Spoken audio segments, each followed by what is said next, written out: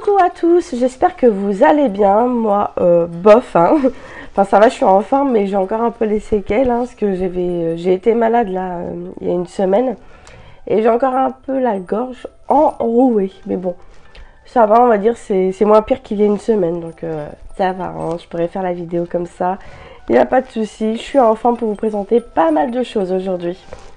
Au sommaire aujourd'hui, il y aura des idées de jeux à faire avec les enfants pour les aider dans leur motricité. Attention, je parle motricité, c'est au niveau du corps. Donc là, ça sera des petits jeux à faire avec les bébés, les tout petits. Je vais continuer avec du cours du CAP AEPE, petite enfance. Et là, je vais parler de la contraception. Et on va finir par des petites astuces pour amener les enfants vers l'autonomie.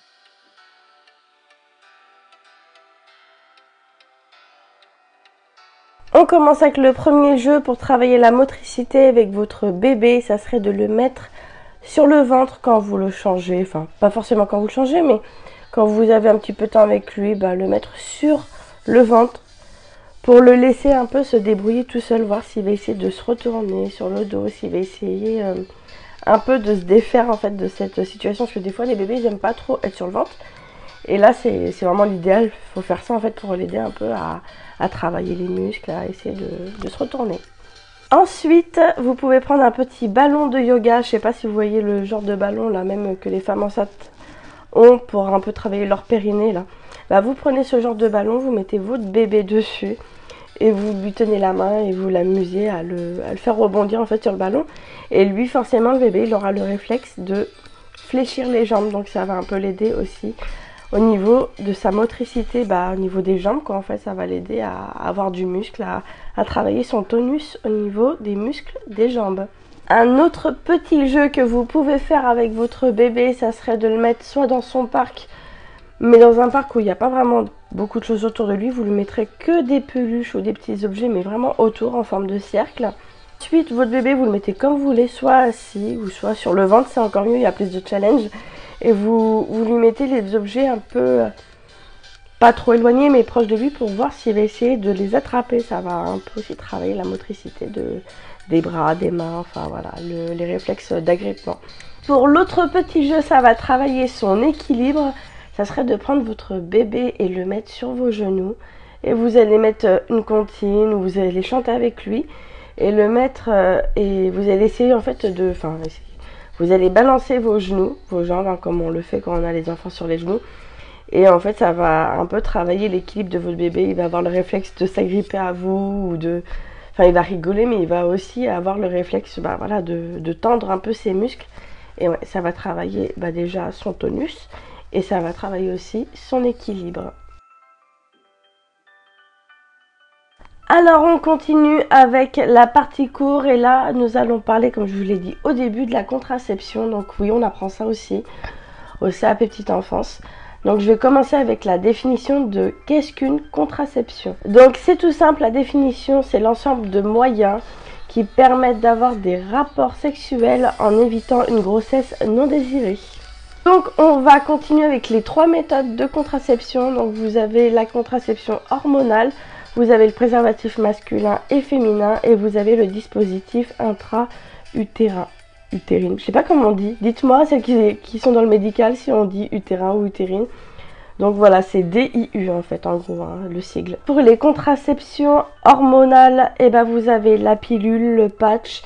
Enfin voilà, il y en a pas mal. Hein.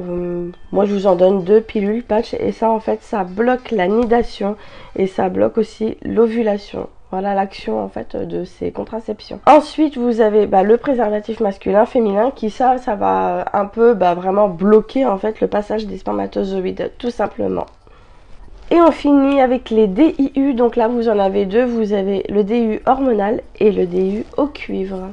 Alors leur rôle, c'est d'empêcher l'anidation et ça désactive un peu les spermatozoïdes en fait. Enfin, je pense que ça les tue en fait carrément.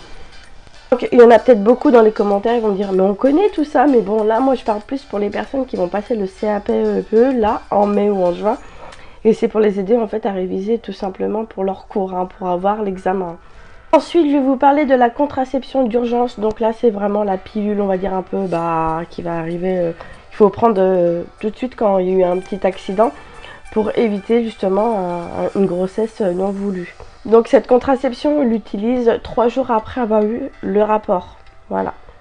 Je finis aussi avec les 4 choses à savoir quand même avant de choisir sa méthode de contraception. Déjà, il faut voir notre personnalité, ce qui nous convient le mieux, notre mode de vie, les contre-indications médicales aussi, il faut voir, hein, c'est important, et la facilité d'utilisation. C'est sûr que si vous voulez pas vous prendre la tête à vous dire chaque matin ou chaque soir, il faut que je prenne la pilule, et préférez de mettre un implant, je pense que ce serait beaucoup mieux. Après voilà, c'est des petits conseils et puis c'est aussi des choses pour vous aider à avoir votre CAP AEP. Dernière chose importante à savoir aussi, c'est les professionnels de la santé, à qui s'adresser. Donc si vous êtes majeur, à votre médecin, à votre généraliste ou à votre gynécologue. Et si vous êtes mineur, vous avez les CPEF, les centres de planification et d'éducation familiale, ou les pharmaciens. Donc là, c'est vraiment des personnes à qui vous pouvez vous adresser si vous voulez vous procurer une contraception, tout simplement.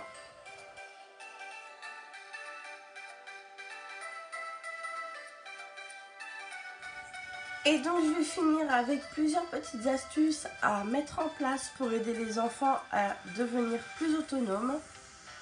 Donc déjà là, ce que je voulais vous préciser, c'est vraiment d'écouter votre enfant. Vraiment, il faut vraiment l'écouter.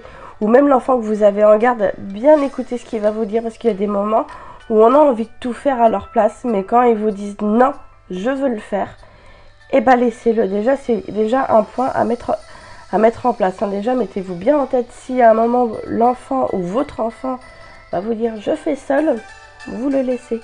Même si vous pensez qu'il va peut-être se tromper, laissez-le. Laissez-le se tromper, c'est vraiment plus important, il faut qu'il se trompe pour qu'il apprenne. Donc je dis ça parce que moi, en pleine garde, la dernière fois, c'est comme ça. Je vous donne un petit conseil, là, une astuce. Moi, le petit, je voulais lui enlever sa couche et il m'a dit non. Il voulait l'enlever tout seul pour la mettre à la poubelle tout seul. Bon, j'ai regardé s'il avait une selle, il avait pas de selle. Mais s'il aurait eu une selle, je pense que je l'aurais fait moi-même. Mais là, il avait juste fait pipi dans sa couche. Donc, pour les trucs comme ça, il le fait tout seul. Et voilà, ça c'est vraiment aussi un petit point qui va les amener à être plus responsables. Une deuxième chose aussi que je voulais dire, ça paraît évident, vous allez me dire, mais on n'y pense pas souvent.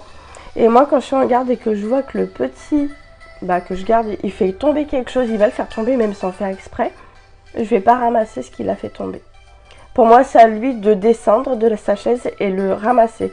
Donc vous, pareil, que ce soit avec votre enfant ou les enfants que vous avez en garde, pour les amener à être responsables, à être autonomes et à savoir que tout acte qu'ils font, ça a des conséquences. Et voilà, vous les laissez en fait réparer leurs bêtises ou ramasser ce qu'ils ont fait tomber. Par exemple, si même votre enfant ou l'enfant que vous avez en garde, il fait tomber par exemple son jus d'orange par terre, il descend, même s'il est petit, parce que même moi, celui que je garde, il a 2 ans, il avait fait tomber des feutres, il l'a ramassé tout seul. Et là, je parlais dans le cas où s'il fait tomber un jus, il descend pour prendre son verre qu'il a fait tomber et il le met. Après, pour nettoyer, c'est normal que s'il est petit, ça sera à vous de nettoyer, mais déjà qu'il ramasse l'objet qu'il a fait tomber.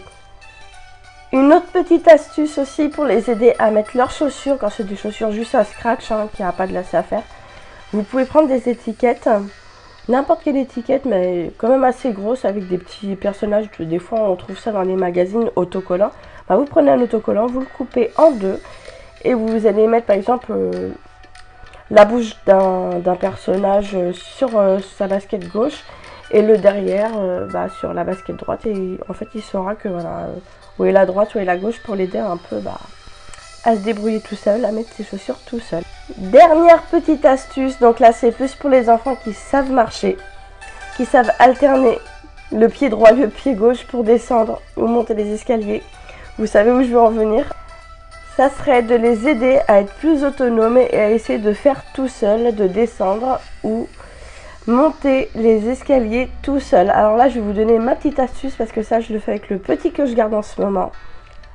Alors moi je lui tiens la main dans les escaliers, mais toujours et toujours vers la fin, vers les 2 dernières marches ou les 3 dernières marches, peu importe. Après ça dépend aussi de la largeur. Je le lâche, je lui lâche la main et il le fait tout seul, et j'ai toujours ma main devant lui quand même, on ne sait jamais. Et ça, en fait, ça lui montre en fait que j'ai confiance en lui, que je peux lui lâcher la main et qu'il peut descendre les escaliers tout seul comme un grand. Enfin voilà, moi je le dis toujours comme un grand. Comme ça l'aide à être un peu plus voilà, responsable. Et avant de terminer ma vidéo, j'avais envie de vous souhaiter un très bon anniversaire à vous quatre. Souad, Estelle s'organise, Maman et Greg. Alors les trois, c'est des chaînes, hein, si vous voulez les voir, je vous mettrai leur chaîne en barre d'infos. Et à Faisal. J'espère que vous avez été vraiment gâtés pour vos anniversaires, voilà, et que vous avez profité de votre entourage, de la famille, de vos amis, voilà. Moi en tout cas j'ai adoré filmer cette vidéo, j'espère que vous aussi vous avez passé un bon moment et je vous dis à la prochaine dans une nouvelle vidéo. Bisous!